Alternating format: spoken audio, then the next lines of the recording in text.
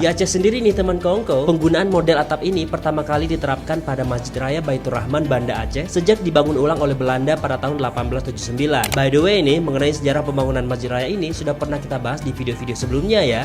Back to the story, di bawah komando arsitek keturunan Belanda Gerrit Bruin, Masjid Raya Baitur Rahman juga ikut diubah model masjidnya dengan banyak tiang bulat dan pedimen-pedimen pada pucuk tiang-tiang ala kolonial serta atapnya berbentuk kubah. Sebab perubahan model Masjid Raya ini kemudian menjadi panutan bagi masjid-masjid lainnya yang ada di Aceh. Bahkan ada masa semua masjid di Aceh berlomba-lomba dibangun mirip bahkan persis seperti Masjid Raya Baitur Rahman. Masjid Raya Kemala ini contohnya. Nyan kabutuy, pokoknya asai ka bangun masjid belage masjid raya. Tapi nyan awai, sekarang malah udah ngikutin tren ala Timur Tengah dengan kubah-kubah yang lebih runcing.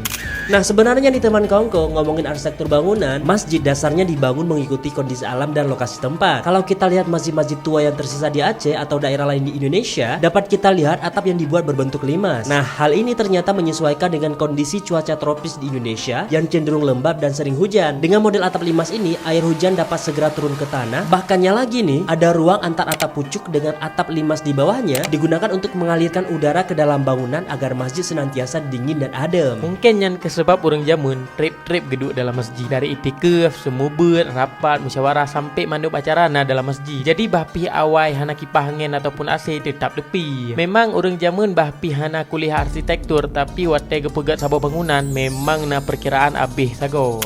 Lanjut cerita nih teman kongko, sementara di Timur Tengah, model kubah dengan atap datar cocok dipakai karena di sana 4 musim dengan curah hujan rendah. Jadi resiko lembab dan tergenang air di atap tidak akan terjadi. That's right. Tapi sebenarnya model atap kubah awalnya bukanlah digunakan pada bangunan-bangunan masjid atau bangunan-bangunan umat muslim lainnya. Berdasarkan buku Early Muslim Architecture karangan Criswell, Masjid Nabawi sebagai masjid pertama muslim pada awalnya tidak ada kubah, hanya berbentuk segi empat dengan dinding pembatas di keempat sisinya layaknya Ka'bah. Menurut buku ini, bentuk kubah ditemukan pertama kali pada kuburan Mykin Greeks Yunani yang berasal dari abad ke-14 sebelum Masehi. Kubah pada kuburan ini dibuat dari dahan kayu yang dibentuk sebagai penyangga sebelum dipadatkan dengan lumpur dan batu. Bentuk kubah juga ditemukan pada rumah adat suku Dani Papua bernama Honai.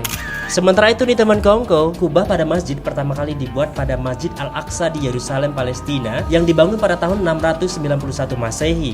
Jadi kalau zaman dulu atap masjidnya berbentuk limas bukan berarti mirip pura Hindu ya teman kongko, dan kalau berbentuk kubah bukan berarti paling islami juga. Namun semuanya dibangun berdasarkan tempat dan kondisi alam di mana ia dibangun. Menurut teman kongko gimana nih terkait ini? Share bareng kita di kolom komentar ya. Next kita bahas apa lagi? Nah rekom, di komen be. Sampai jumpa di video lainnya.